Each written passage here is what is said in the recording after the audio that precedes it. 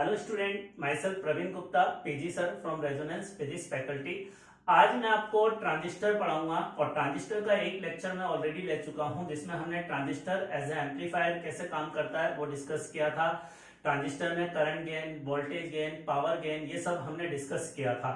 और इसमें मैंने आपको बताया था ट्रांजिस्टर में बाइसिंग करते हैं हम। बाइसिंग का मतलब होता है ट्रांजिस्टर को बैटरी से जोड़ना।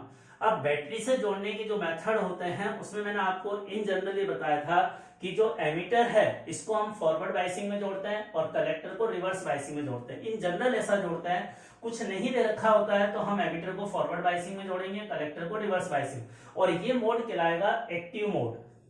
कि ट्रांजिस्टर अगर एक्टिव मोड में वर्क करता है तो जो अभी तक हमने बाइसिंग की थी उस तरह से जोड़ते हैं। और ट्रांजिस्टर का एज ए एम्पलीफायर यूज हमने पिछले टॉपिक में डिस्कस कर चुके।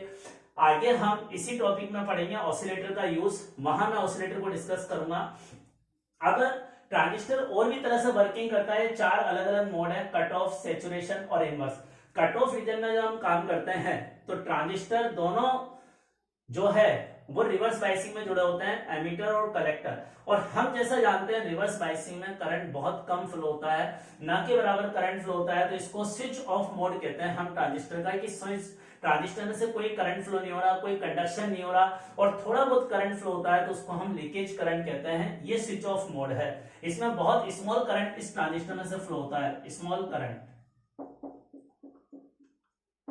ट्रांजिस्टर में से इस समय बहुत स्मॉल करंट फ्लो होता है। अब थर्ड वाला केस ये है कि दोनों फॉरवर्ड बाइसिंग में जोड़ देंगे तो इस सैचुरेशन कंडीशन कहलाएगी। और इस कंडीशन में करंट बहुत ज्यादा अमाउंट का फ्लो होगा, लार्ज अमाउंट करंट फ्लो होगा और इसको हम सैचुरेशन रीजन कहेंगे। एक होता है जस्ट एक्टिव रीजन का रिवर्स। एक्टिव रीजन में ये फॉरवर्ड में था, ये रिवर्स में, ये रिवर्स में, यहाँ फॉरवर्ड में। इसका कोई यूज नहीं है। जस्ट हम एक मोड ऑफ जो है ट्रांजिस्टर वो हम यहाँ डिस्कस कर रहे हैं। तो ये अलग अलग मोड ऑफ ट्रांजिस्टर है। लेकिन अगर क्वेश्चन में कुछ नहीं दे रखा हो तो हम ट्रांजिस्टर को एक्टिव रीजन में मानेंगे, मतलब एमीटर को फॉरवर्ड बाइसिंग में जोड़ते हैं और कलेक्टर को रिवर्स बाइसिंग में। सबसे ज्यादा एप्लीकेशन जो ट्रांजिस्टर की वर्किंग होती है वो एक्टिव रीजन में होती है।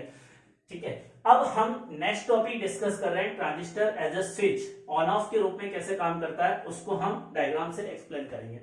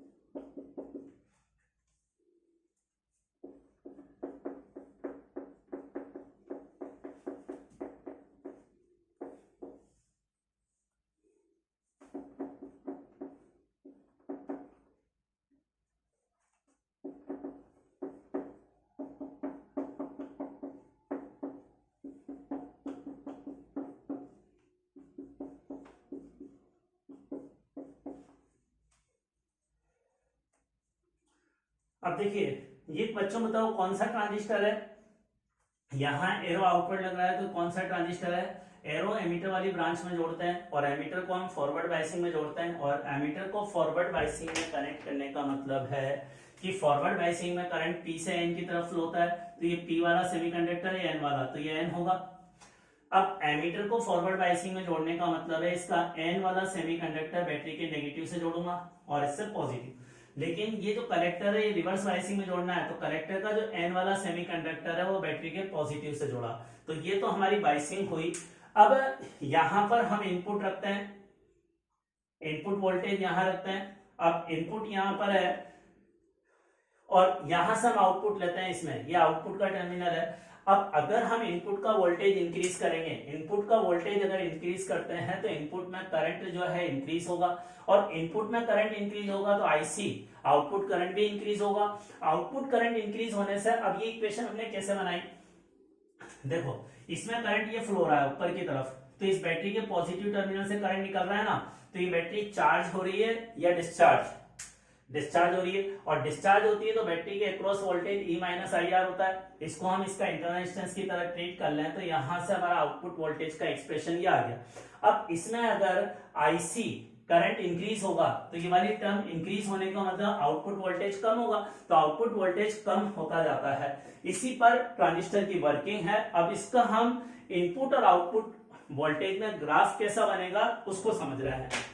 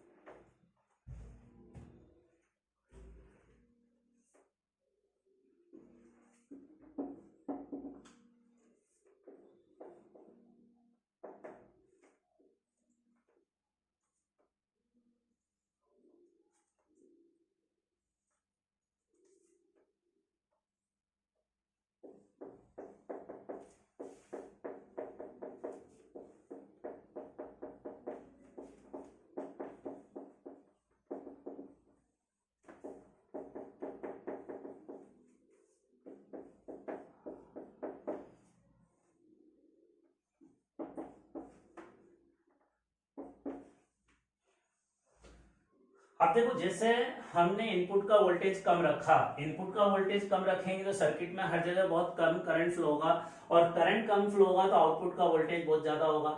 जैसे जैसे इनपुट का वोल्टेज इंक्रीज कर रहे हैं आउटपुट का वोल्टेज कम हो रहा है, तो ये ग्राफ समझ में आया। अब इस ग्राफ को हमने 3 रीजन में डिवाइड किया है, ये फर्स्ट रीजन, सेकेंड रीजन और थर्ड रीजन। ये बताओ कौन से रीजन में ग्राफ आपको स्ट्रेट लाइन नजर आ रहा है, सेकेंड रीजन में। और स्ट्रेट लाइन का मतलब है इसका वेरिएशन जो है यहाँ लीनियर है, और बाकी 2 रीजन में इसका वेरिएशन नॉन लीनियर है। तो ये लीनियर वेरिएशन जो होता है वो एक्टिव रीजन में होता है, इनपुट और आउटपुट वोल्टेज में। जब ट्रांजिस्टर स्विच के रूप में काम करता है, कट ऑफ रीजन का मतलब है कि ट्रांजिस्टर का स्विच जो है यहाँ पर ऑफ मोड में है, अभी करंट बहुत कम फ्लो रहा है, ना के बराबर करंट फ्लो रहा है, कंडक्शन करंट 0 है, और यहाँ स्विच ऑन है, इसमें करंट ज्यादा फ्लो रहा है। तो ये इस तरह का ग्राफ होता है, कट ऑफ रीजन और सैचुरेशन रीजन। इनमें ट्रांजिस्टर स्विच ऑन ऑफ के रूप में काम में करता है, काम में आता है। और इसमें जो ग्राफ है नॉन लीनियर ग्राफ होता है, जबकि एक्टिव रीजन में जो है ग्राफ स्ट्रेट लाइन होता है और इसमें वेरिएशन लीनियर वेरिएशन है। तो ये ट्रांजिस्टर की वर्किंग है एज ए स्विच।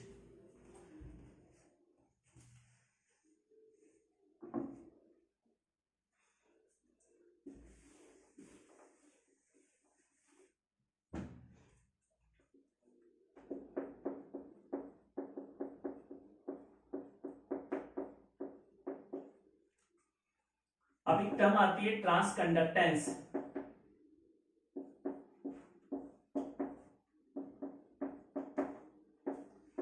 ट्रांसकंडक्टेंस एक टर्म है जिसका फॉर्मूला ये होता है डेल्टा आईसी।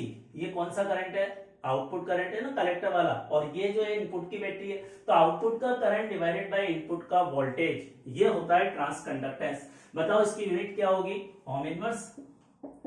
भाई रेजिस्टेंस तो होता है वोल्टेज डिवाइडेड बाय करंट, तो यह ओम इनवर्स इसकी यूनिट हो जाएगी ट्रांसकंडक्टेंस की।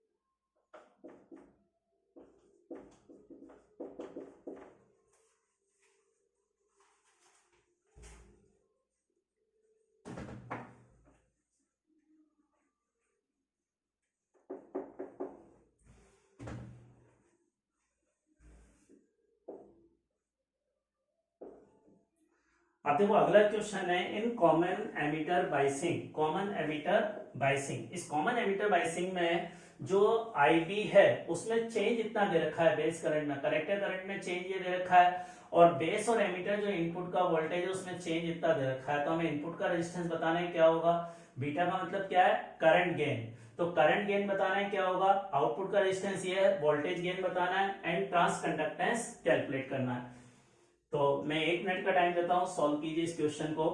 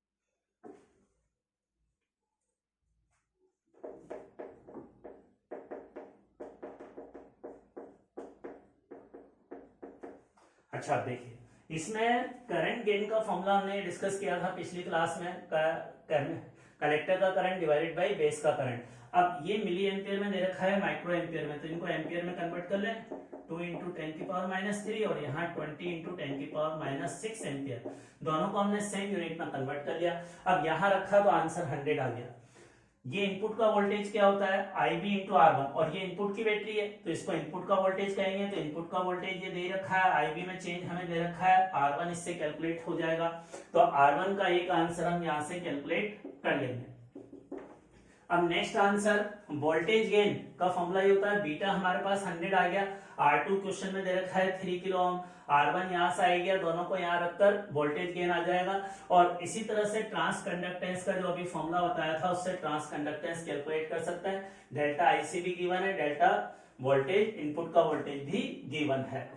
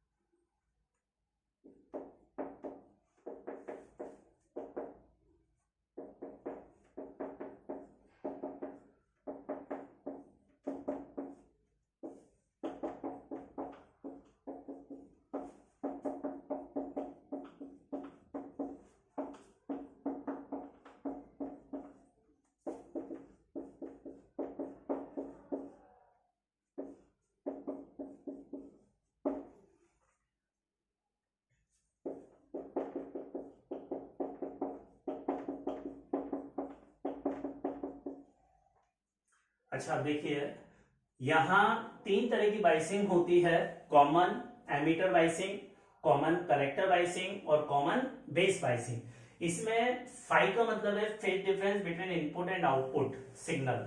अब इसमें जो कॉमन एमीटर बाइसिंग होती है उसमें फेज डिफरेंस इनपुट और आउटपुट के बीच में पाई होता है, बाकी दोनों में 0 होता है। ये इंपॉर्टेंट है, इसको आंसर को याद रखें, IIT मेंस में भी ये क्वेश्चन 2 बार पूछा जा चुका है। और इसका रीजन ये है, जो हमने किरचॉफ लॉ से इक्वेशन बनाई थी, इससे हम इजीली समझ सकते हैं कि कि अगर एमीटर कॉमन है, एमीटर कॉमन बाइसिंग है, तो इसमें एमीटर में चेंज जीरो, तो अब डेल्टा आईसी और डेल्टा आईबी का जो साइन है वो अपोजिट आएगा, एक प्लस में एक माइनस में, और अपोजिट आने का मतलब फेज डिफरेंस पाई का है। लेकिन अगर कॉमन कलेक्टर होगा तो ये जीरो हो जाएगा, और ये जीरो होने पर आई और आईबी का साइन सेम होगा, तो फेज डिफरेंस 0 डिग्री के बराबर है। इस तरह से हमें फेज डिफरेंस को समझ सकते हैं।